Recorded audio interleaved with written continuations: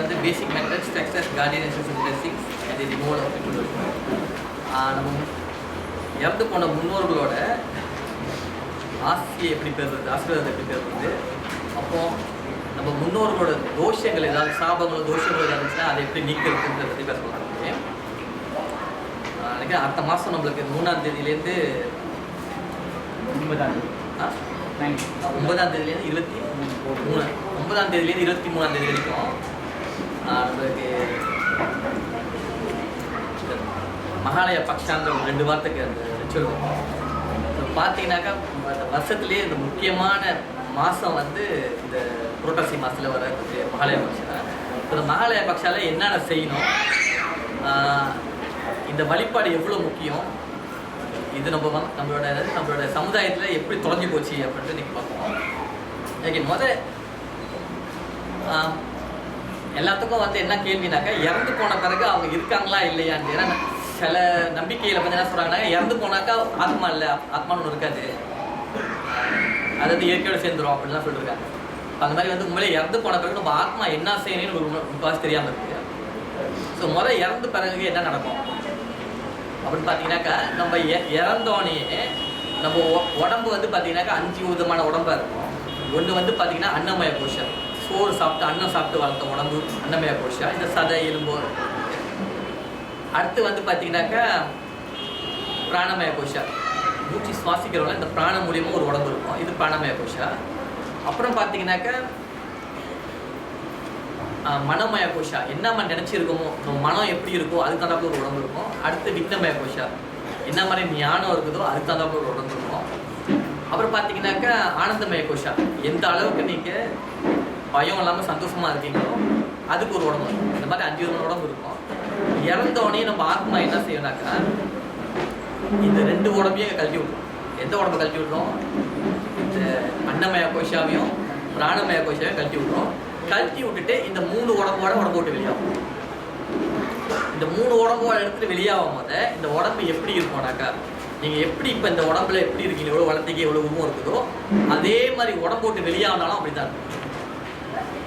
இது எத்தனை நாளைக்கு இந்த உடம்பு தாங்கும் அப்படின்னு பார்த்தீங்கன்னாக்கா ஒரு 30 நாளைக்கு தாங்கும். இந்த உடம்பு எதுக்கு அடிப்படையில் இருக்குனாக்கா இந்த ஆவி உடம்பு சொல்லுவாங்க. இந்த உடம்பு சூடு எப்படி இருக்கும், அந்த உடம்பு சூடு 98 விழுக்காடு இருக்குனாக்கா அந்த 98 விழுக்காடு சூடு உடம்பு விட்டு வெளியாச்சுனாக்கா அந்த சூடு அப்படியே இருக்கும் வெளியே.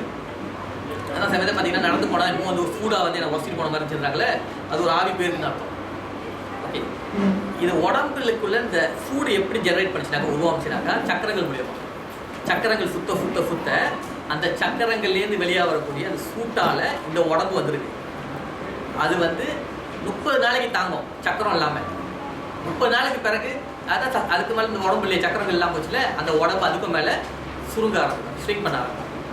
ஸ்ட்ரிங் பண்ணி என்ன போனாக்கா ஒரு பின் பாயிண்ட் ஆஃப் லைட் ஆகிடும். திருப்பி ஒரு புள்ளி வடிவமாக ஒரு ஒளியாக மாறிடும். அவன் என்ன செய்வாங்க இறந்தோடனே 1 மாதத்துக்கு என்ன செய்வாங்க அவங்க என்னெல்லாம் உயிரோடு இருக்கும்போது சாப்பிட்டாங்களோ அந்த சாப்பாடெல்லாம் சமைச்சு கொடுப்பாங்க. பார்த்தீங்களா இப்போ தான் வந்து சொட்டமாக்கிட்டு 15 நாள் சொல்லிட்டாங்க. 15 நாள் ஏன்னா வந்து தாடி வளர்க்க முடியல, அரிக்குது, அப்போ லீவ் எடுக்க சைவமாக இருக்க முடியல, வேலைக்கு லீவ் போட முடியாது, அது போட முடியாது. என்ன செய்றாங்க 30 நாள் செய்யாமல் 15 நாள்லேயே வந்து எல்லாத்தையும் முடிச்சு கருமாதி பண்ணிடுவாங்க. எப்படி என்ன செய்யறாங்க 30 நாள் அவங்க வந்து அவங்க 30 நாள் அவங்க என்ன சாப்பிட்டாங்களோ அதெல்லாம் சமைச்சிக்கணும். ஸோ என்ன செய்வாங்க சமைச்சிக்கிட்டே இருப்பாங்க. ஏன்னா அந்த உடம்பு இருக்கிற வரைக்கும் அவங்களுக்கு அந்த ஆவல் அந்த சாப்பாடு அந்த டேஸ்ட்டு அந்த இதெல்லாம் உறவுலாம் தெரியும். நீங்கள் பார்த்தீங்கன்னா 30 நாளைக்கு வீட்டுக்கு வந்து நின்று போவாங்க. 30 நாளைக்கு மேலே என்ன நடக்கும்னாக்கா அந்த 2 விதமான உடம்பு இறந்த கையோடய அந்த உருவம் வந்து வெள்ளையாக இருந்துச்சுன்னா அதுக்கு பேர் ஆவி, அந்த உருவம் கருப்பாக இருந்துச்சுன்னா அதுக்கு பேர் பேய் தான் கண்டுபிடிக்கிறது. சில பேருக்கு வந்து கண்ணால் பார்க்க முடியும், அவங்க பார்ப்பாங்க அந்த உருவம் இருக்குது. அந்த உருவம் கருப்பாக இருந்தது பேய் தான். நீங்கள் உருவம் யாராச்சும் பார்த்தீங்கன்னாக்கா கண்டிப்பாக இருப்பாங்க, 100ல் 1 ஆள் 2 ஆள் பார்ப்பாங்க. ஸோ அந்த உருவத்தை கருப்பாக இருந்துச்சுனாக்கா பேய், வெள்ளையாக இருந்துச்சுனாக்கா ஆவி. ஸோ அந்த ஆவியும் பேயும் எப்படி வந்து டிசைட் பண்ணுவாங்கன்னாக்கா நீங்கள் உயிரோடு இருக்கும் போது உங்கள் மைண்ட் டெம்பரமெண்ட் எப்படி இருந்துச்சு. மைண்ட் டெம்பரமெண்ட்னாக்கா உங்களோட மனோபாவம். இந்த மனசு வந்து பார்த்தீங்கன்னா சில பேருக்கு வந்து மிருக புத்தி இருக்கும், சில பேருக்கு வந்து மனித புத்தி இருக்கும், சில பேருக்கு தெய்வ புத்தி இருக்கும். இந்த மிருக புத்திக்கு சமயத்தில் அசுர புத்தியும் இருக்கும். இந்த அசுர புத்தியும் மனித புத்தியும் உள்ள மனோமய கோஷாவோட வெளியாக வந்தாங்கனாக்கா அவங்க வந்து மிருகமாக தான் சுற்றுவாங்க, அதாவது பேயாக சுற்றுவாங்க, இருளாக இருக்கும். இதே தான் வந்து மனித புத்தி இல்லை தெய்வ புத்தியோட வெளியாகினாங்கனாக்கா அவங்க பார்த்தீங்கன்னாக்கா ஆவியாக இருப்பாங்க.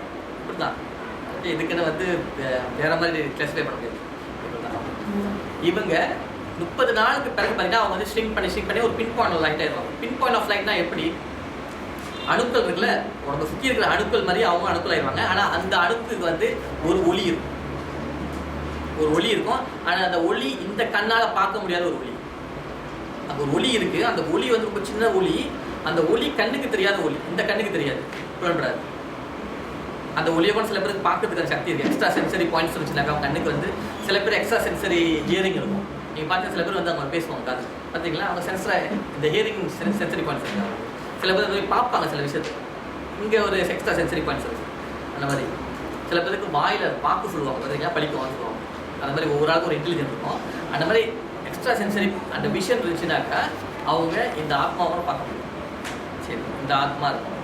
இந்த ஆத்மா வந்து என்ன செய்யணும்னாக்கா இறந்த கையோடையே ஜட்ஜ்மெண்ட் டேக்காக நீங்கள் இந்த பூமியை விட்டு மேலோகத்துக்கு போயிடணும்.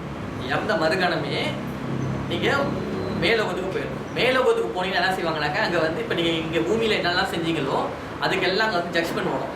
அப்புறம் நீங்கள் மினிட்ஸ் பை மினிட் என்னென்ன பண்ணணுமோ, என்னென்ன யோசிச்சோமோ, என்னென்ன செஞ்சோமோ அது அத்தனையும் வந்து அங்கே ரெக்கார்ட் பண்ணிக்கிட்டே இருப்பாங்க. அந்த டேட்டா வந்து சின்ன டேட்டா பீரியட், அதுக்கு வந்து கெப்பாசிட்டி வந்து பார்த்தீங்கன்னா இன்ஃபினிட். அது எவ்வளோ வேணும்னா எத்தனை கோடி வருஷம் நீங்கள் வந்துட்டு இருக்கீங்களோ அத்தனை டேட்டாவும் அங்கே பதிவாக இருக்கும். அந்த டேட்டாவை எந்த நிமிஷத்துலையும் நீங்கள் எக்ஸஸ் பண்ணலாம், எக்ஸஸ் பண்ணி பார்க்கலாம். நீங்கள் ஒரு ஸ்பிளிட் செகண்டில் எல்லாம் தெரிஞ்சிடும் நீங்கள் என்ன பண்ணீங்க இந்த கல்குலேட். அந்த மாதிரி ஜட்ஜ்மெண்ட் டே நடக்கும்.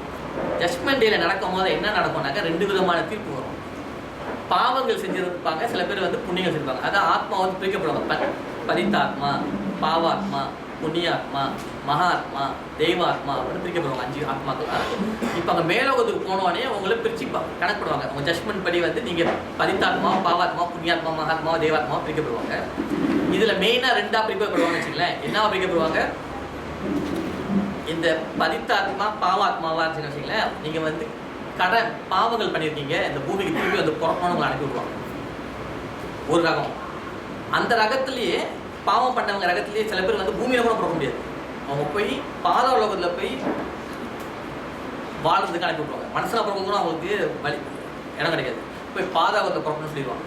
அப்போ 2 வகையாக இருக்குது. இன்னொரு ரகம் புண்ணியம் செஞ்ச ரகம், அதாவது புண்ணியாத்மா மகாத்மான்னு சொல்லுவாங்கள்ல. இந்த புண்ணியாத்மாக்கும் மகாத்மாக்கும் வந்து என்ன செய்வாங்கன்னா அடுத்த உலகத்துக்கு போகிறதுக்கு சான்ஸ் கிடைச்சிடும். அப்போ அவங்க இங்கே வந்து பிறக்க தேவை. அவங்க வந்து மேவலோகத்துக்கு போய் மேலே 7 லோகங்கள் இருக்குது. 7 உலகம் இருள் உலகமோ பாதாளோகமோ, 7 உலகம் ஒளி உலகமோ இருக்கும். அதில் உலகம் நம்ம பூலோகம், ஆக உயர்ந்த உலகம், அதுக்கு பேர் வந்து சிவலோகம், கடவுளுக்கு இருக்கக்கூடிய.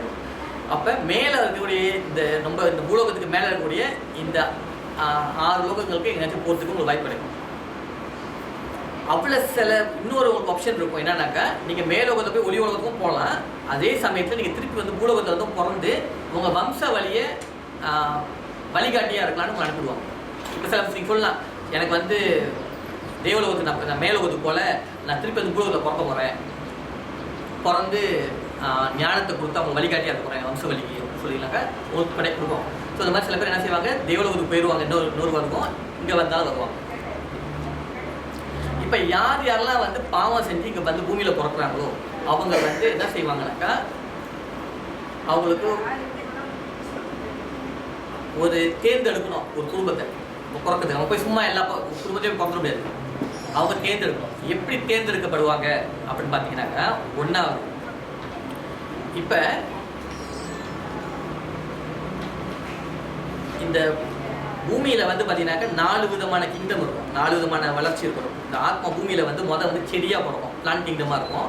அப்புறம் இவால்வ் பண்ணி அனிமல் கிங்டமாக மாறும், மிருகம் இதில் வரும். அடுத்து ஹியூமன் கிங்டம் வரும், மனசனாக பிறக்கும். அடுத்து தெய்வ கிங்டம் போயிடும், மேலே போயிடும். அடுத்து கடவுள் கிங்டம் போயிடும். இப்போ நீங்கள் போன பிறப்பில் வந்து மனசனாக பிறட்டிங்கன்னா இந்த பிறப்பில் தெய்வமாக ஆகணும். ஆனால் நீங்கள் தெய்வமாக திருப்பி இந்த மனசனாக வந்து பிறந்திருக்கீங்கனாக்கா அப்போ என்ன அர்த்தம்னாக்கா நீங்கள் அங்கே ஜட்ஜ்மெண்ட் டேல வந்து நீங்கள் இங்கே கடன் வச்சுருக்கீங்கன்னு அனுப்பி விடுறாங்க. திருப்பி கடனை கட்டினா தான் நீங்கள் மேலே ஒளி உலகத்துக்கு வர முடியும், தேவலோகத்துக்கு போக முடியும் அப்படின்னு நினைக்கிறேன். இங்கே வந்துட்டீங்க. அப்போ நீங்கள் இங்கே பூமிக்கு வரது ஏன் வரீங்க, திருப்பி வந்து பிறக்கிறீங்க பூமியில் உங்கள் கடனை கட்டுறதுக்காக. இந்த கடனை கட்டுறதுக்கு என்ன செய்றீங்க, உங்களுக்கு உதவி தேவை. யார் உதவி தேவை, ஒரு அம்மா அப்பா உதவி வேணும் அவங்களுக்கு வந்து பிள்ளையாக வந்து பிறக்கிறதுக்கு. அப்போ நீங்கள் என்ன செய்றீங்க, ஆன்மீக ரீதியில் அவங்கள அணுகுறீங்க. எப்படி அணுகுறீங்கன்னாக்கா யாரெல்லாம் தூங்குறாங்களோ தூங்கி மறுகணம் 3 ஹவர் இல்லை 1 ஹவருக்கு பிறகு பார்த்தீங்கன்னாக்கா அவங்க உடம்பு விட்டு வெளியேறும். என்னைக்கு மனசு இல்லையோ அன்னைக்கு இந்த உலகமே இல்லை. இந்த ஆத்மா வேற உலகத்துக்கு போயிடும். ஆத்மா எல்லாம் செய்வாங்க, தூங்கும் கூட ஆத்மா உடம்பு தான் இருக்காது. ஒரு 8 விதமான உலகங்கள் இருக்குது. அந்த 8 விதமான உலகத்துக்கும் பயணம் செஞ்சுக்கிட்டே இருக்கும் தான். அப்போ இந்த பயணம் செய்கிற இந்த இதை வந்து என்ன சொல்லுவாங்கன்னாக்கா ஆன்மீக பகுதி. இது இன்னொரு பகுதி. அந்த பகுதியில் வந்து மீட்டப் பண்ணுவாங்க. இப்போ வச்சுக்கலாம், உங்கள் அப்பா அம்மா கிட்ட நீங்கள் வந்து பிறக்கிறதுக்கு முன்னாடி உங்கள் அப்பா அம்மாட்ட பேசியிருப்பீங்க, நான் வந்து உங்களுக்கு பிள்ளையாக பிறக்க போகிறேன் அப்படின்னு. அதாவது உங்கள் அம்மா அப்பா தூங்கும் போது உடம்போடு வெளியாகின பிறகு அவங்க நிப்பாடி பேசியிருப்பீங்க, கொஞ்சம் நிற்கிறீங்களா நான் அவங்க பேசணும் அப்படின்னு. என்னன்னு கேட்குறாங்க, இல்லை நான் உங்களுக்கு வந்து பிள்ளையாக பிறக்க போகிறேன் முடியுமா அப்படின்னு. அவனா பிறக்கலாமே அப்படின்ட்டு. அதுக்கு ஏதாவது விதிமுறை இருக்குது? கண்டிப்பாக இருக்குது. என் வம்ச வழியில் உள்ள பாவ கணக்கு சாப கணக்கு இதெல்லாம் வந்து நீனும் தோளில் சுமந்து எங்களோட சேர்ந்து நீ செட்டில் பண்ணோம் அப்படின்னு நீங்கள் சொல்கிறீங்க. சரின்னு சொல்கிறீங்க. முடியாதுன்னு சொன்னீங்கன்னா என்ன சொல்லுவாங்க, அவங்க நீ வந்து பிறக்க முடியாதுன்னுவாங்க.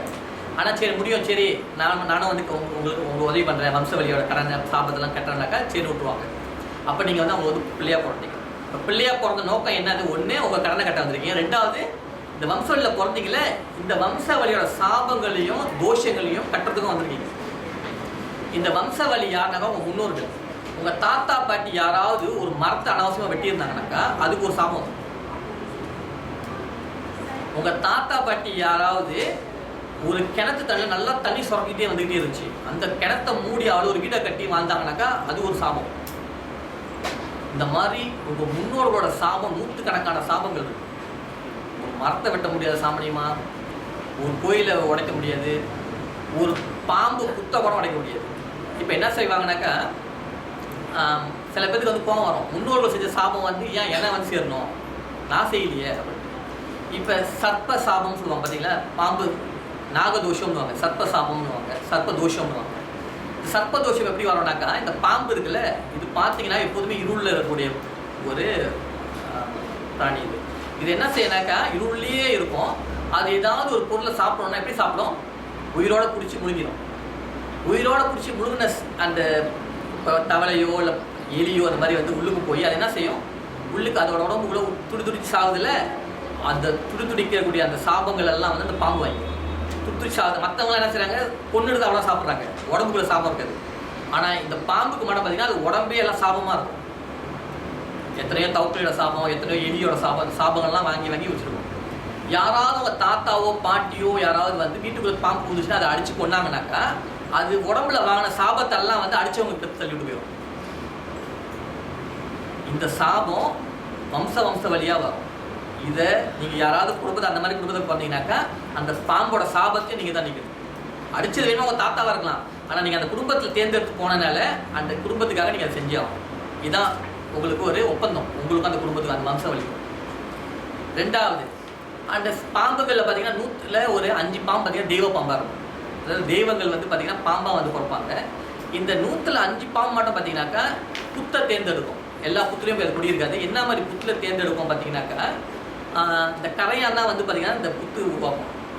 இந்த சில கரையான் என்ன செய்யணும்னாக்கா இந்த மெர்க்குரின்னு சொல்லுவாங்கள்ல, இந்த ரசமணிலாம் போட்டுருக்காங்கல்ல, அந்த மாதிரி மெர்க்குரி இருக்கக்கூடிய அந்த சேர்த்தத்தை வந்து கட்டும்.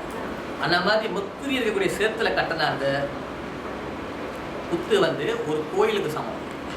அந்த மாதிரியான ஒரு புத்து இருந்துச்சுனாக்கா உடனே அந்த தெய்வ பாம்பு அந்த புத்தை தேர்ந்தெடுத்து போய் உட்காந்துக்கும்.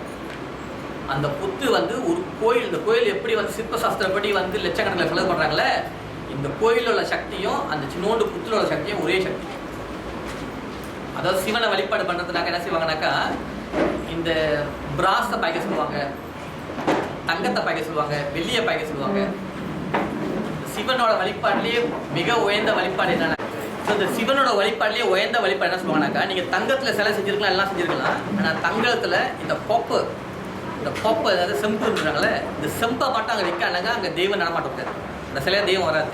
செம்பு கணக்கை கண்டிப்பாக கலந்தே ஆகும், அப்போ தான் அங்கே தெய்வம் வந்து நிற்கும்.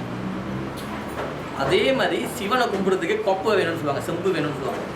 அதாவது பார்த்தீங்கன்னாக்கா இந்த ருத்ராட்சத்தில் பார்த்தீங்கன்னாக்கா செம்பில் கொத்துருப்பாங்க. செம்பில் கொத்தாக்கா அதில் இன்னும் சக்தி, தங்கத்தில் கொக்கிறதோட செம்பில் கொத்தாக்கா இன்னும் சக்தி இருக்கும் அப்படின்னு. இப்போ அதே மாதிரி இந்த காப்பரோட சக்தி வாய்ந்த என்னாக்கா இந்த மெர்க்குரி, அதாவது ரசமணின்னு சொல்லுவாங்க. பார்த்தீங்கன்னாக்கா இந்த சித்தர்கள்லாம் பார்த்தீங்கன்னா ஒரு ரசமணி வச்சுருப்பாங்க பார்த்தீங்களா. இந்த ரசமணி என்னன்னாக்கா அது வந்து தெய்வத்திலேயே வந்து ஆக வேகமாக போகிற தெய்வம் பார்த்தீங்கன்னாக்கா சிவன் தான். சிவன் மாதிரி வேகமாக யாரும் போக முடியாது. ஒளியோட வேகமாக போவார். அந்த வேகத்துக்கு நீங்கள் வைப்ரேட் பண்ணோன்னாக்கா இந்த ரசமணி உதவி பண்ணும்.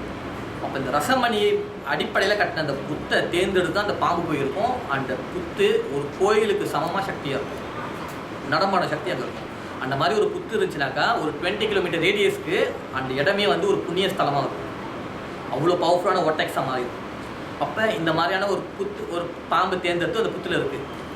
அந்த புத்து வச்சிங்களேன், உங்கள் தாத்தாவோ பாட்டியோட நிலத்துக்குள்ள இருந்திருக்கு. உங்கள் தாத்தாவுக்கு ஒரு 10 ஏக்கர் நிலம் இருந்திருக்கும், வீட்டு பின்னால் காடு இருந்திருக்கும், அவளை வந்து இந்த புத்து இருந்திருக்கும். அவங்க பிள்ளைங்கள்லாம் போய் லாண்டு இருக்காங்க, நீங்கள் சின்ன பிள்ளை லாண்டுருப்பீங்க. அப்போ தாத்தா நினச்சிருப்பாரு பிள்ளைங்கள் லாரத்தில் புத்து இருக்கான்னு சொல்லிட்டு அதை உடச்சிருப்பாரு. அந்த புத்தை உடச்சாக்கா ஒரு கோயிலுக்கு சாமி கும்பிட்டுருக்குறது தான். இப்போ ஆயிரக்கணக்கான ஆள் வந்து இந்த கோயிலில் சாமி கும்பிட்டுருக்காங்க. இந்த கோயிலை திடீர்னு ஒருத்தவங்க வந்து அனாவசியமாக உடச்சி எழுதிட்டாங்கன்னு வச்சுக்கலேன், அதுக்குரிய சாபம். அதே சாபம் தான் ஒரு புத்தை உடச்சலாம் சாபம். அந்த சாபம் யார் மேலே வந்து விடுவோம்? அந்த தாத்தா மூலியமாக வம்சவழியாக வந்துக்கிட்டே இருக்கும். ஸோ பார்த்தீங்கன்னா சாபம்னாக்கா நான் என்ன சொல்கிறேன்னாக்கா, நீங்கள் மாதம் உங்கள் முன்னோர்களுக்கு சாப்பாடு கொடுக்கான்னா அது ஒரு சாபம்.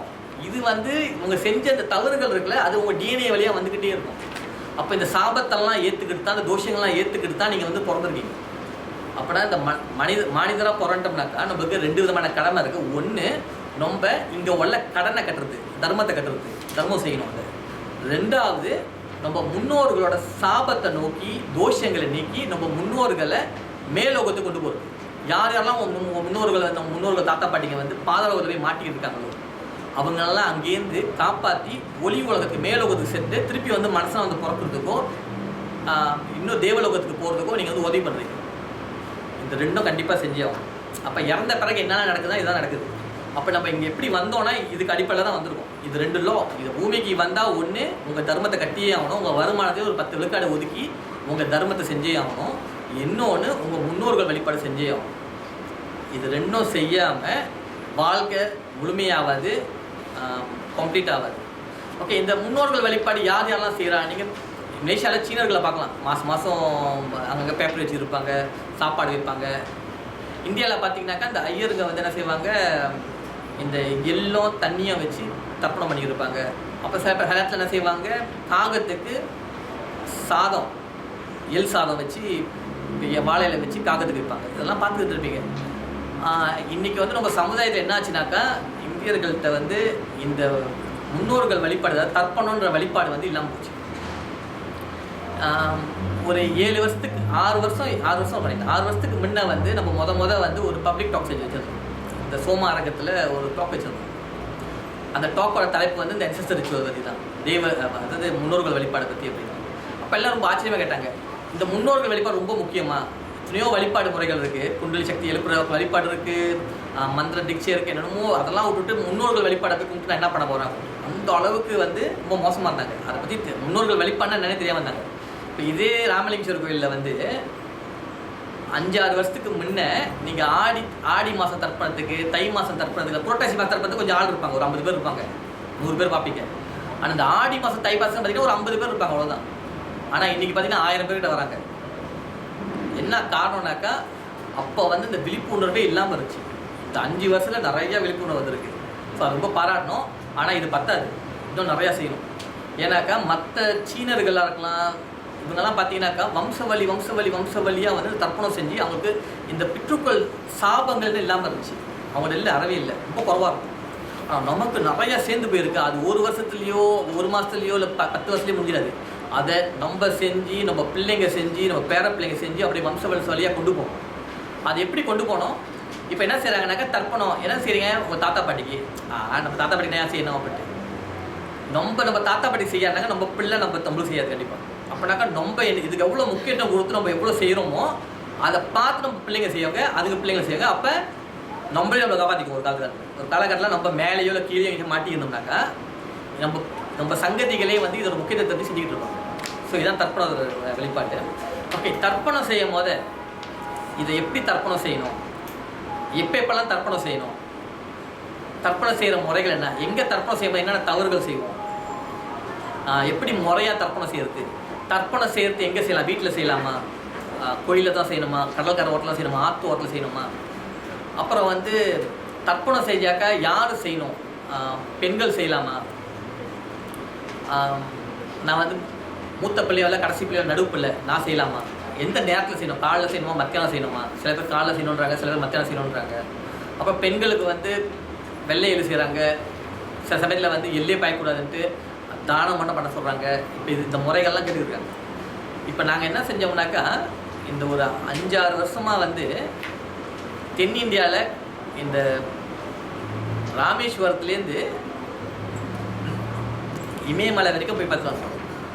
தர்ப்பணம் செய்கிற முறைகள் தமிழ்நாட்டில் செய்கிற முறைகள் வேறு, கேரளாவில் வேறு மாதிரி செய்வாங்க, அது மாதிரி தமிழ்நாட்டில் வேறு மாதிரி செய்வாங்க, காசியில் வேறு மாதிரி செய்வாங்க, ஹரித்வாரில் வேறு மாதிரி செய்வாங்க, ஒவ்வொருத்தையும் ஒரு மாதிரி செய்வாங்க. ஆனால் எல்லாத்தோட நோக்கமும் ஒன்று தான். என்ன செய்வாங்க, தமிழ்நாட்டில் மட்டும் பார்த்திங்கன்னா சில பகுதிகளில் பெண்களை செய்ய விட மாட்டாங்க.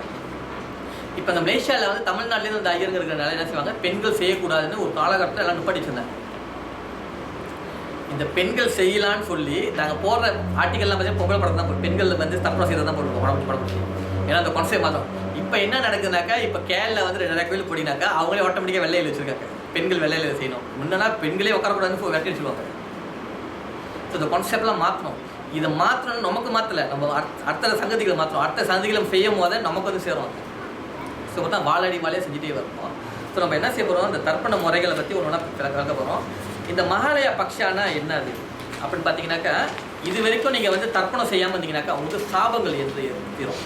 அப்படின்னாக்கா யார் யாரெல்லாம் பாதாளத்தில் மாட்டியிருக்காங்க உங்கள் முன்னோர்கள், ஒன்று வந்து தோஷங்கள், உங்கள் பரம்பரை தோஷங்கள் இருக்குல்ல, சாபங்கள் வாங்கியிருப்பீங்க, தோஷங்கள் வாங்கியிருப்பீங்க, இது ஒன்று. ரெண்டாவது வந்து பார்த்தீங்கன்னா உங்கள் முன்னோர்கள் அப்பப்போ மாதம் வந்து உங்களுக்கு சாபம் விட்டு போயிடுவாங்க.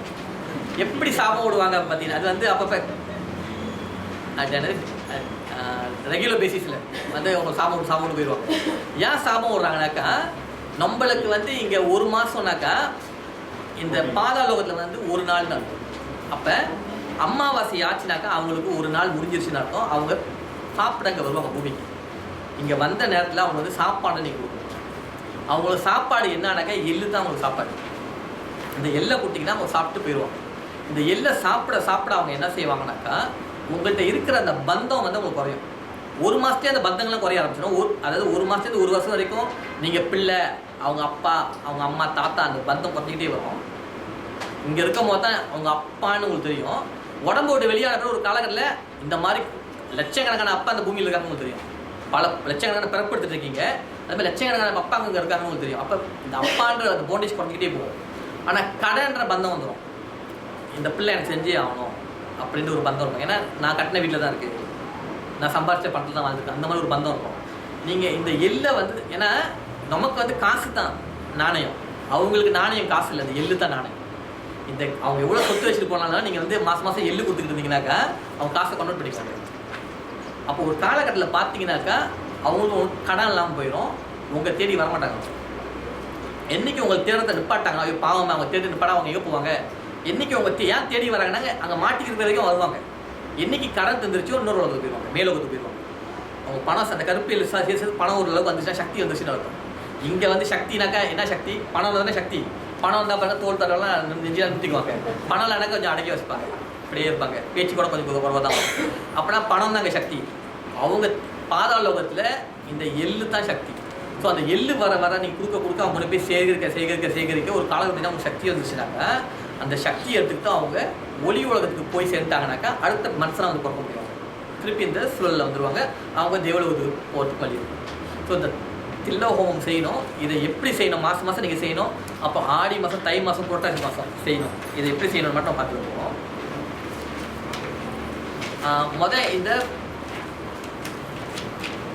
இந்த எந்த மாதத்தில் வந்து நீங்கள் தர்ப்பணம் செய்யணும் அப்படின்ட்டு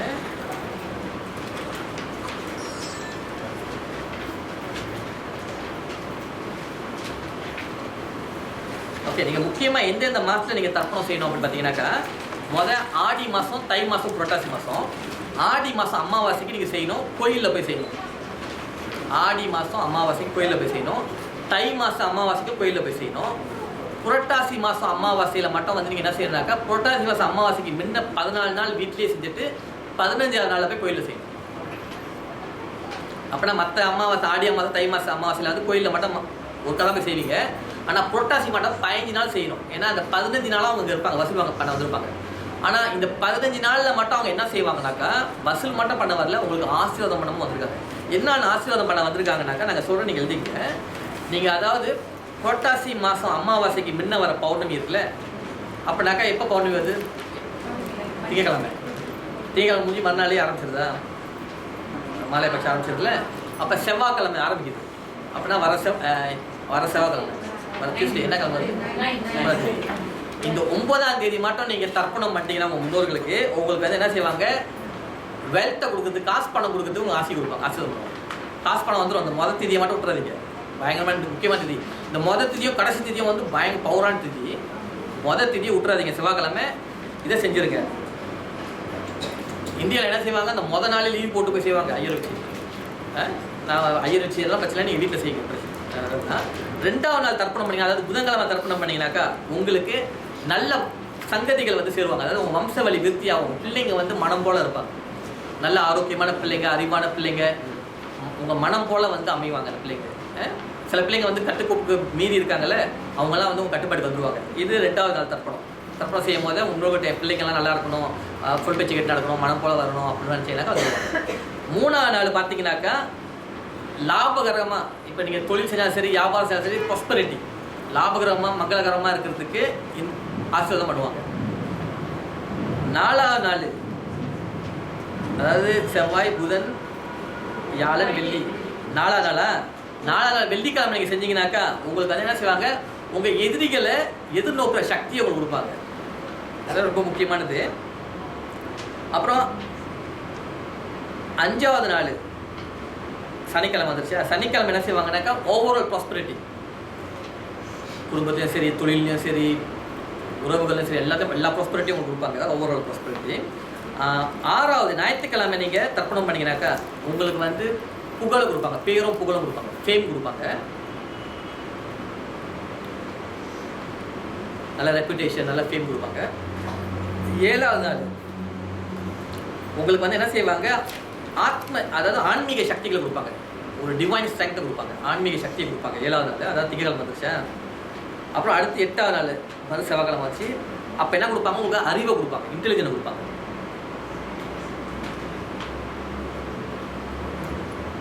பொன் கிடைத்தாலும் புதன் கிடைக்காதுன்னு. புதன்னாக்கா இன்டெலிஜென்ட், காசு பணமும் கிடச்சிரும், ஆனால் புத்திசாலித்தனம் கிடைக்காது. காசு பணம்லாம் எப்படியோ சம்பாதிச்சிடலாம், இல்லை அட்டென்ஷன் வாங்கிடலாம், இது கொடுத்து போயிடுவாங்க. ஆனால் புத்திசாலித்தனத்தை யாரும் நான் போக போகிறவங்க அப்பா அவங்க புத்திசாலித்தனம் கொடுத்து போக முடியாது. அது வந்து அதான் முக்கியமானது. ஸோ இன்டெலிஜென்ட் கொடுப்பாங்க 8ஆவது நாள். 9ஆவது நாள் என்ன செய்வாங்கனாக்கா பெண்கள் மூலியமாக நன்மைகளை கொடுப்பாங்க. ஆவதும் பெண்ணால் அழிவதும் பெண்ணாலன்னுவாங்களே, ஒரு குடும்பத்தில் பெண் தான் வந்து அந்த குடும்பம் உருவாகிறதும் சரி, அழியறதும் சரி, அந்த குடும்பம் பெண்ணாக இருப்பாங்க. யாராவது அந்த குடும்பத்தில் அந்த பெண்ணால் அழிவு நடக்குதுனாக்கா, இன்றைக்கி தர்ப்பணம் பண்ணினாக்கா அந்த பொண்ணால் நன்மைகள் வர ஆரம்பிச்சோம் அன்றைக்கி. அடுத்து 10ஆவது நாள் வந்து என்ன செய்வாங்கனாக்கா, நீங்கள் என்ன செஞ்சாலும் சரி அது வெற்றியாக முடிகிறதுக்கு அமையும். என்ன காரியம் செஞ்சாலும் சரி அது வெற்றியாக முடிஞ்சிடும். ஸோ இது வந்து 10ஆவது நாள். இது 11ஆவது நாள் வந்து என்ன செய்யணாக்கா, உங்கள் பிள்ளைங்களுக்கு வந்து நல்ல ப்ராஸ்பரிட்டியும், உங்கள் பிள்ளைங்களுக்கு வந்து நல்லா மங்களகரமாக வசதியாக இருக்கிறதுக்கும், அவங்க புத்திசாலித்தனமாக இன்டெலிஜென்ட்டாக இருக்கிறதும் வந்து ஆசீர்வாதம் பண்ணுவாங்க உங்கள் பிள்ளைங்களுக்கு. 11ஆவது நாள்.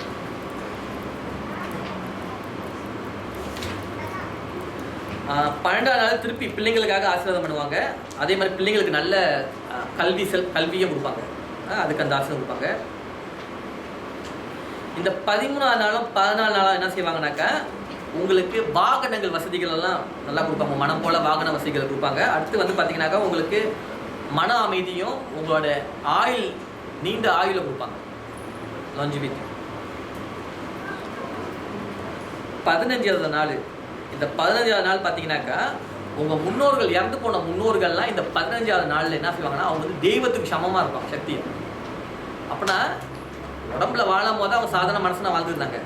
ஏன்னா இந்த உடம்புக்குள்ளே வந்த கையோட என்னன்னாக்கா இந்த ஆத்மாவோட சக்தியெல்லாம் அது மறந்துருக்கும். அதாவது பில்டின் எம்னேஷியான்னு இருக்குது ரத்தத்தில். ஆத்மா ரத்தத்தில் பட்ட மறுகணமே அதோட சக்தியெல்லாம் மறந்து போயிருக்கும். உடம்பு விட்டு வெளியான கூட அந்த சக்தியெல்லாம் மீட்டுக்கும். அந்த சக்தி யாருக்கு சமமாக இருக்கும், தெய்வத்துக்கு சமமாக இருக்கும். அப்போ தெய்வத்துக்கு சமமாக அவங்க இருப்பாங்க. அதான் இறந்தோடனே தெய்வமாயிட்டாங்கன்னு சொல்லுவாங்க பார்த்தீங்களா, அவங்க தெய்வத்தோட சக்தி வந்துடும் அவங்களுக்கு. அந்த தெய்வத்தோட சக்தி இருக்கிற சமயத்தில் நீங்கள் தர்ப்பணம் பண்ணினாக்கா எந்தெந்த தெய்வங்கள்லாம் உங்களுக்கு செய்யறதுக்கு பெண்டிங் வச்சுருந்தாங்களோ, ஏன் முக்கால்வாசி தெய்வங்கள் ஏன் வந்து உங்களுக்கு செய்யாமல் பெண்டிங் வச்சுருப்பாங்களோ, ஏன்னாக்கா உங்களுக்கு இந்த பித்ருக்கள் சாபங்கள்னால தான் பெண்டிங்காக இருக்கும். பித்ருக்களில் மீறி எந்த தெய்வமும் ஒன்றும் பண்ண முடியாது. நவகிரகத்தை மீறி எந்த தெய்வமும் ஒன்றும் பண்ண முடியாது. நவகிரகத்துக்கு உட்பட தான் தெய்வங்கள் எல்லாம் செயல்படுவாங்க. அதே மாதிரி இது வந்து லா ஆஃப் நேச்சர். தெய்வங்கள் அதை மீற மாட்டாங்க. லாவை நீங்கள் வந்து அவங்க ஸ்பெஷலாக லட்டு வாங்கி வைக்கிறீங்க, ரோஜா மாலை போகிறீங்கன்ட்டு தெய்வங்கள் மீற முடியாது லாவை பற்றி. ஸோ இது வந்து லா. ஸோ அவங்க என்ன செய்வாங்கனாக்கா, இந்த முன்னோர்களோட ஆசையும் இல்லாமல் இந்த தெய்வங்கள் ஒன்றும் பண்ண முடியாது.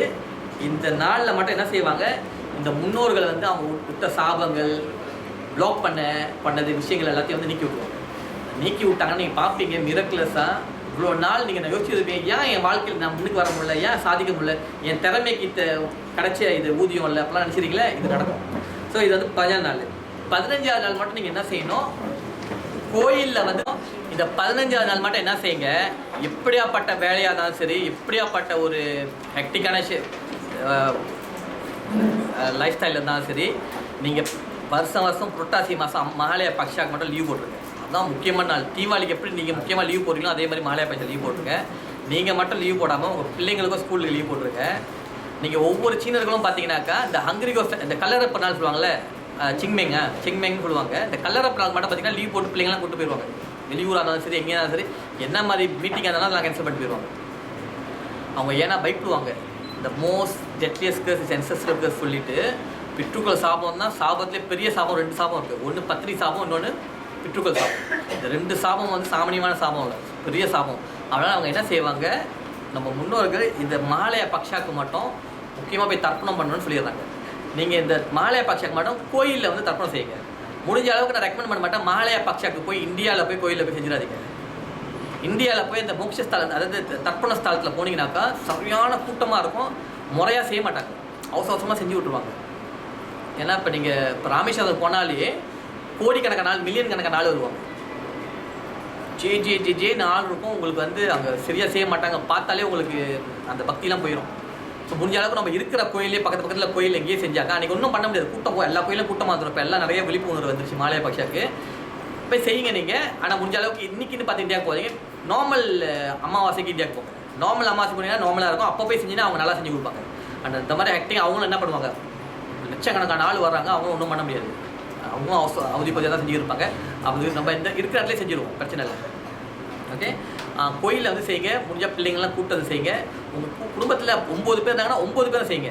இல்லை எங்கள் அண்ணன் மட்டும் செஞ்சாரு பரவாயில்ல, என் தம்பி மட்டும் செஞ்சாங்க பரவாயில்ல அப்படி செய்யாதீங்க. பொம்பளை பிள்ளைங்க, ஆம்பளை பிள்ளைங்க யாராலும் சரி, எல்லாம் அன்றைக்கி ஒரு பெரிய இதாக. இப்போ நம்ம சொன்ன மாதிரி 5-6 வருஷத்துக்கு முன்னே 50 பேர் வந்தாங்க, இன்றைக்கி வந்து 1000 பேர் வராங்க. இன்னும் கொஞ்ச நாள் போனால் 2000-3000 பேர் வரணும். அப்புறம் நம்ம இதான் நம்ம சமுதாயத்தில் வந்து சாமி கும்பிட்றதுல வந்து நம்மளை அடிச்சிக்கவே முடியாது.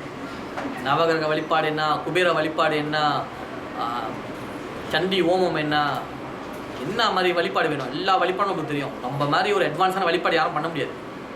ஆனால் நம்ம எங்கே கொஞ்சோண்டு ஒரு சின்னோண்டு பெரிய தவறு பண்ணிட்டோம்னா இந்த முன்னோர்கள் வழிபாடு. இதை திருப்பி ஃபில்அப் பண்ணிட்டோம்னா நம்மளே எங்கேயும் யாரும் கையில் பிடிக்க முடியாது. எப்படி 1000 வருஷத்துக்கு முன்னே உலகம் பூரா இந்தியர்கள் தான் வந்து உயர்ந்தவங்களாக இருந்தாங்களாவோ, படிப்புலையும் சரி, அறிவிலையும் சரி, பணத்துலையும் சரி, விஞ்ஞானத்துலையும் சரி, அதே மாதிரி திருப்பி நம்ம அந்த இடத்த பிடிச்சிருவோம். ஓகே, நீங்கள் அந்த மகாலய பக்ஷாக்கு மட்டும் அதை செஞ்சுருங்க. ஸோ மகாலய பக்ஷாக்கு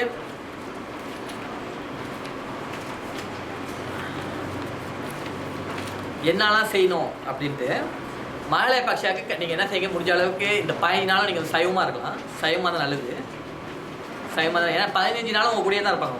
அவங்க எங்கேயும் போக மாட்டாங்க, அவங்க கூடயே ஸ்டீலே இருப்பாங்க. சமயத்தில் வந்து முடிஞ்சாக்க 15 நாளும் காலையில் இஞ்சி எடுத்து தேனில் தொட்டு சாப்பிட்ருங்க. இஞ்சி இருக்குல்ல, பச்சை இஞ்சி இருக்குல்ல, அதை வந்து ஒரு 20 சைஸில் ஸ்லைஸாக வெட்டிட்டு ஒரு 2-3 கீத்தெடுத்து அதை தேனில் டீப் பண்ணி தேனில் நினச்சிட்டு அதை கடிச்சு மண்ணு முழுங்கிருக்கு. என்ன செய்வாங்க, அந்த முன்னோர்களுக்கு வந்து ஒரு சக்தி இருக்குது. உங்கள் டிஎன்ஏயை போய் அவங்க போய் அதை கண்ட்ரோல் பண்ண முடியும். அவங்களால வாழக்கூடிய காலத்தில் அவங்களால சாதிக்க முடியாத விஷயத்தெல்லாம் இப்போ உங்கள் மூலியமாக அதை சாதிக்க வைப்பாங்க. அவங்க ஆசைப்பட்டது நிறைவேறாமே செத்து போயிட்டாங்கன்னு வச்சுங்களேன், இப்போ உங்கள் பிள்ளை மூலியமாவோ இல்லை உங்கள் மூலியமாக வந்து சாதிக்க வைப்பாங்க. அப்போலாம் என்ன செய்வாங்க, தாத்தா மாதிரியே நம்ம பண்ணியிருக்காரு, தாத்தா மாதிரியே எனக்கு இந்த ஆசை, தாத்தா மாதிரியே அவன் செய்கிறான் அப்படின்றாங்களே. உங்கள் தாத்தா செய்ய முடியாத வேலையெல்லாம் உங்கள் மூலியமாக செஞ்சுருக்கேன்னு அர்த்தம். ஸோ நீங்கள் முடிஞ்ச அளவுக்கு தினைக்கும் கூட நீங்கள் செய்யலாம். காலைல ஏஞ்சி பச்சை இஞ்சியை தேனில் தொட்டு சாப்பிட்டீங்கன்னாக்கா இந்த முன்னோர்களோட தாக்கம் வந்து நின்று போயிடும். இதை அதாவது என்ன சொல்லுவாங்கன்னாக்கா,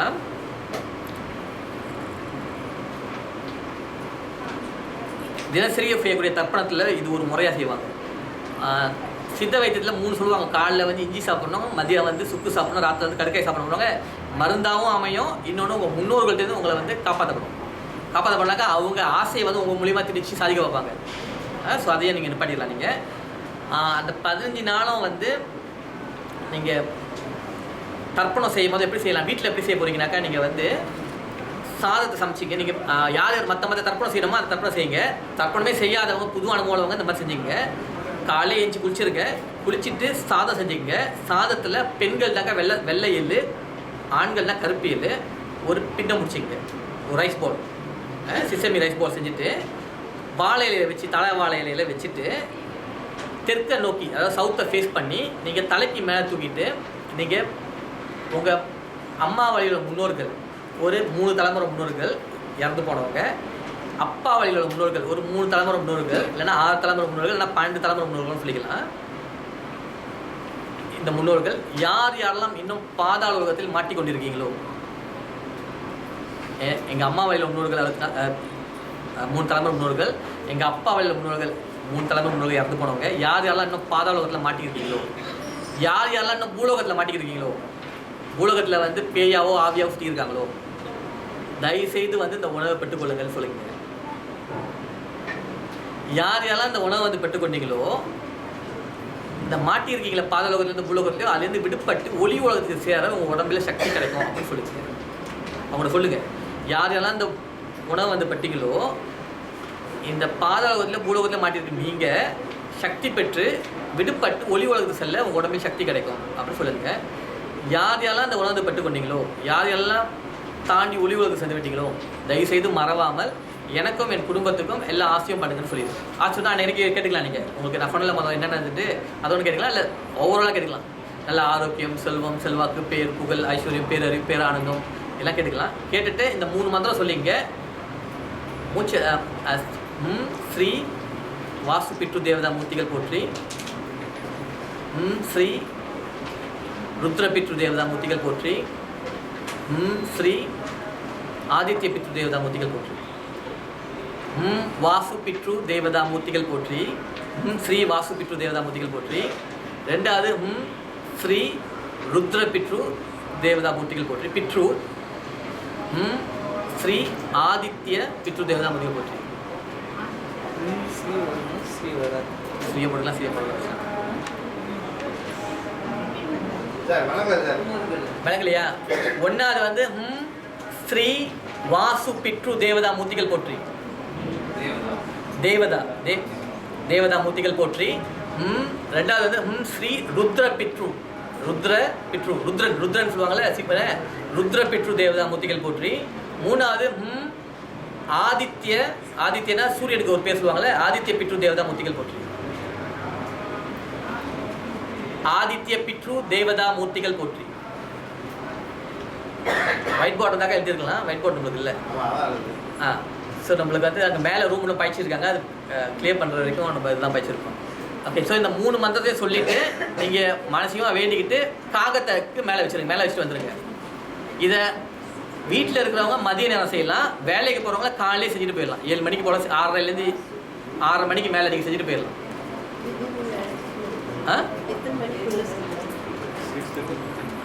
அதாவது உங்கள் டைம் காலையில் 6:30 மணிலேருந்து சாயங்காலம் 6:30 மணி வரைக்கும் இருக்குது. அப்படி காலையில் வைக்கிறத மிஸ் பண்ணிட்டீங்கன்னா அந்தியில் கூட வைக்கலாம். இந்த 15 நாளைக்கும் வீட்டில் தினைக்கும் கோலம் போடுங்க, அரிசி மாவு கோலம். இந்த 15 நாளைக்கும் யார் யார் முடிஞ்சிச்சோ நீங்கள் அநாத இல்லத்துக்கு போய் அன்னதானங்கள் பண்ணலாம். அதான் உங்கள் வீட்டில் அநாத இல்லைங்க இருந்துச்சுன்னா 15 நாளைக்கு நீங்கள் அன்னதானம் பண்ணலாம்.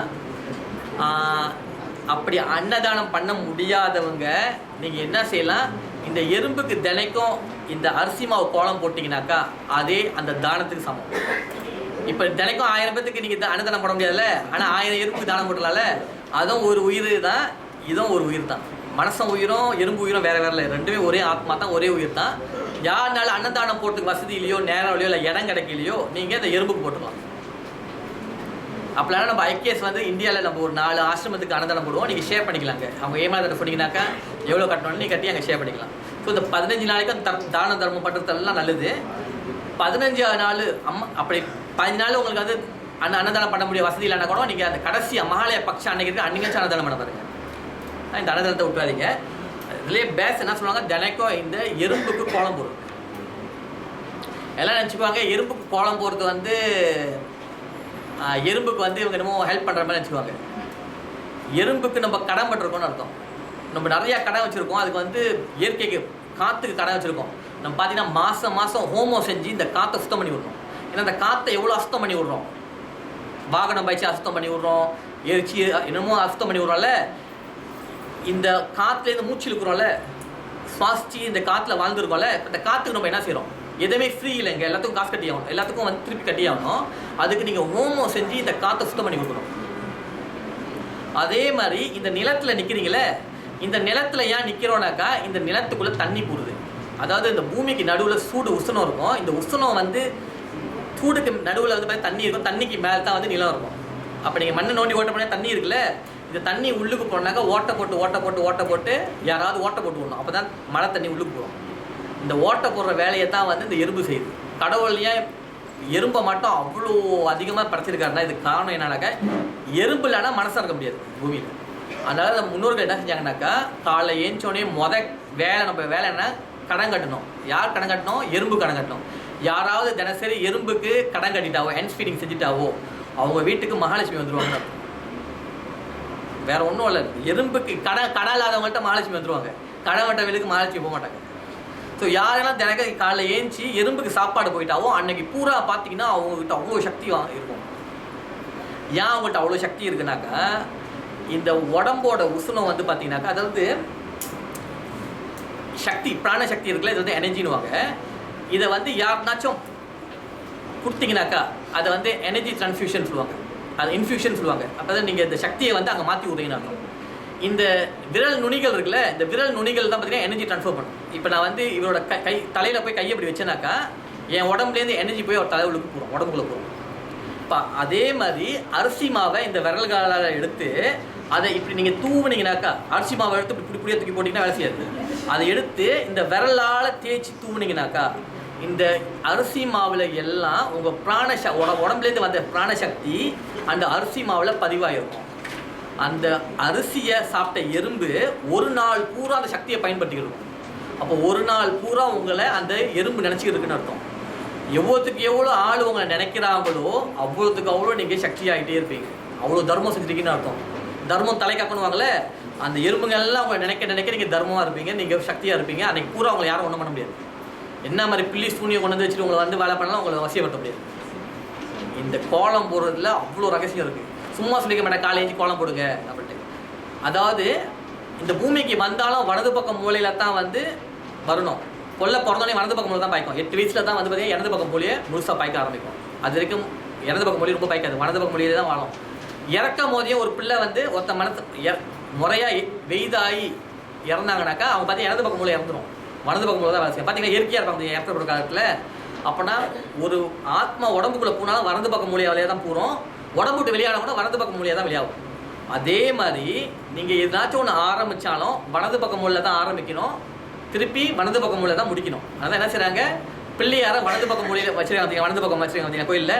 இப்போ எதாவது சிவன் அங்கே பார்த்துருக்காருனாக்கா, அவங்க வெளியே நந்தியை பார்த்துருக்காருனாக்கா, சிவனுக்கு வலது பக்கம் யார் இருக்கா, பிள்ளையார் இருக்காரு. இடது பக்கம் யார் இருக்கா, முருகன் இருக்காரு. இந்த முருகன் என்ன செய்வார், ஞான கடவுள், அவர் வந்து லாஜிக்கல் பிரெயின். வலது பக்கம் மூலை என்னது, அது வந்து நேச்சுரல் பிரெயின். நேச்சுரல் பிரெயின்னாக்கா அது வந்து இன்ட்யூஷன் பிரெயின், அது ப்ராக்டிக்கலாக லாஜிக்கலாக யோசிக்க மாட்டாரு. இப்போ உலகத்தை சுற்றி வானோடனே பிள்ளையார் முருகன் என்ன செஞ்சார், லாஜிக்கலாக யோசிச்சார், மயில் வேகமாக சுத்தம்னு சொல்லிட்டு மயில் எடுத்து விட்டார். ஆனால் பிள்ளையார் லாஜிக்கலாக யோசிக்க மாட்டார். பிள்ளையார் என்ன செஞ்சார், அம்மா அப்பாவை சுற்றினா போதும் அப்படின்னு சொல்லிட்டாரு. ஆனால் அவர் ஜெயிச்சார். ஸோ பிள்ளையார் எப்போதும் என்ன செய்வார்னாக்கா, நீங்கள் ஏஞ்சோடனே லெஃப்ட் பிரெயினில் யோசிக்கக்கூடாது. பணத்தை எங்கே எடுக்கலாம், பணத்தை எங்கே போடலாம், யாரை போய் இது பண்ணலாம், என்ன பேசலாம், யாருக்கு ஃபோட்டோ அடிக்கலாம் அப்படின்னு யோசிக்கக்கூடாது. யோசிச்சாக்கா அந்த நாள் பூரா விட்டாது. இல்லை தான் உண்மை. ஸோ நீங்கள் ஏஞ்சோடனே பிள்ளையார் மூலையாக தான் ஆரம்பிக்கணும். பிள்ளையார் மூலை யார் என்னென்னலாம் பயன்படுத்தலாம், நீங்கள் காலைல ஏஞ்சி நீங்கள் ஏதாவது விளக்க பார்த்தீங்கன்னா அந்த வலது பக்கம் மூலை எழும்போம். விளக்கு ஏற்கலை மரங்களை பார்த்தீங்கன்னா அந்த வலது பக்கம் மூலம் எழும்பும். காலைல ஏஞ்சி ஏதாவது ஒரு தெய்வ படங்களை பார்த்தீங்கன்னா தெய்வ படங்களில் பார்த்தீங்கன்னாக்கா எல்லாம் சிம்போல்ஸ் வச்சுருப்போம், சின்னங்கள் வச்சுருப்பாங்க. ஒவ்வொரு சின்னத்தையும் வந்து இடது பக்கம் மூலம் அதுக்கு புரியாது, வலது பக்கம் மூலைக்கு தான் புரியும். இப்போ உங்களுக்கு ராசி இருக்குல்ல, கும்பராசி கும்பம் வச்சுருக்காங்க, தனுசு ராசி தனுசு குதிரை இருக்கும். இதெல்லாம் இந்த இடது பக்கம் மூலைக்கு அது என்னன்னே புரியாது, ஆனால் வலது பக்கம் மூலைக்கு தெரியும் அது படம் என்னான்னு. ஸோ அதே மாதிரி காலையில் ஏஞ்சோடனே இது ஏதாவது சின்னங்கள் தெய்வங்கள் சின்னங்கள் வச்சுருக்க ஒரு படத்தை பார்த்தீங்கன்னா இந்த வலது பக்கம் மூலம் எழும்பிடும். அன்றைக்கி நாள் நல்லாயிருக்கும். ஆனால் காலையில் ஏஞ்சோடனே விளக்க பார்க்க சொல்கிறாங்க, இல்லைன்னா இயற்கையை பார்க்க சொல்கிறாங்க, இல்லைன்னா நல்ல படங்களை பார்க்க சொல்கிறாங்க. காலையில் ஏஞ்சோடனே புலி படத்தை போட்டிங்கன்னா புளியாக தான் இருப்பீங்க கூட கணப்படுக்கிட்டு. ஓகே.